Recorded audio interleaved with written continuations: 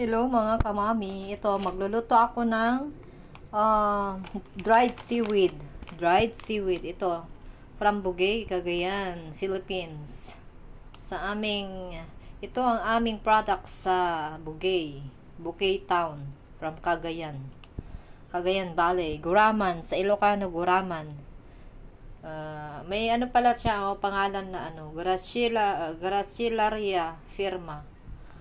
So, bigay ng aming mayor nung pumunta sila dito. So, may cooking instruction dito.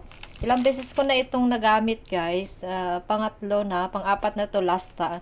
Pero nakapaglagay na ako dito. So, 4 times ko ginamit to.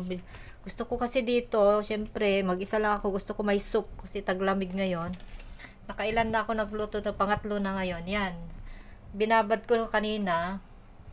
So, siguro 15 minutes na babad. Ngayon, i-open natin. Hindi katulad dun sa Pilipinas ako paano ko magluto. Dito, diretso na pa kasi marami tayong trabaho. Maglilinis pa ako, guys, mga kamami. So, ganyan na lang gawin ko para lumambot.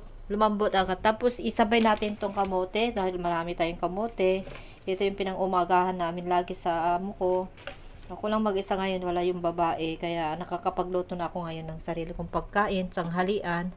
So, kumuha lang ako sa pagkain nila na ato kamote. Kasi marami, may natira naman ako dalawa para sa umagahan namin Friday bukas. So, panibagong biliin na naman yan si Sir. So, palambutin muna natin. Mga kamami, palambutin muna natin. Mamaya magsasawag tayo ng tuyo. Yung sobra kong tuyo. Ito. Maglilinis, inanda ko muna ito lutuin. Katatapos ko lang nag-breakfast, mga kamami.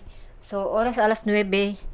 So, maglilinis na tayo. Habang naglilinis ako, sabay natin magluto nito. Para ready na mananghalian. Mga 11:30 kakain na ako. Kasi magsusundo pa ako. So, magre-ready pala ako ng pangkain namin mamayang dinner bago ako magsundo. Kasi gagabi na naman kami, punta ako sa swimming class niya. Iba yung station na pupuntahan ko ngayon. So, hapon na yon, alas 4, alis na ako dito. Before alas 4 kami. Ito yung pangsahog ko. So, yan. Hindi ko maubos-ubos. Kada tuwing kakain ako, nakain din ako nito. Yung pinalit ni ate, toasted siya. Maganda kasi prinito na talaga siya ng mantika.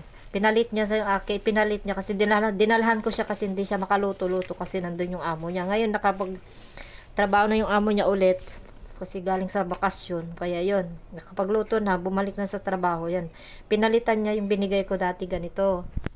Hindi daw masyado luto kasi nga naman hindi ko talaga prinito ng mantika. Inano ko lang yun sa lutuan ng pancake.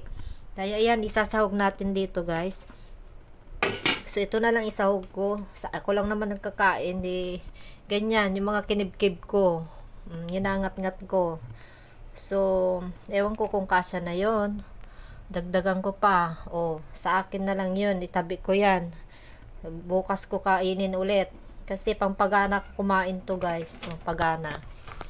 Kada tuwing kain ako, meron ako nyan. So, mamaya magiwa ko ng sibuyas. Lagyan ko mamaya ng bitsin saka patis na lang, guys. So, yan ang aking preparation sa aking tanghalian ngayon. So, guraman, kung sino niya kakaalam guraman sa amin, ayan, masarap. So, lagyan na lang natin mamaya konting patis, bitsin, saka itong sibuyas. Magiwa muna ako, guys. Saka, lagyan ko ng konting mantika. Saka patis, bitsin. Ayun na. So, babay na, kamami. Yan ang aking lunch ngayon. Napakasimple lang magluto. Kamami, diskarte lang. Buhay OFW. Buhay OFW. Kaya diskartehan lang para makaulam ka ng Pinoy foods dito sa Hong Kong. So, bye-bye. Share ko lang sa inyo to.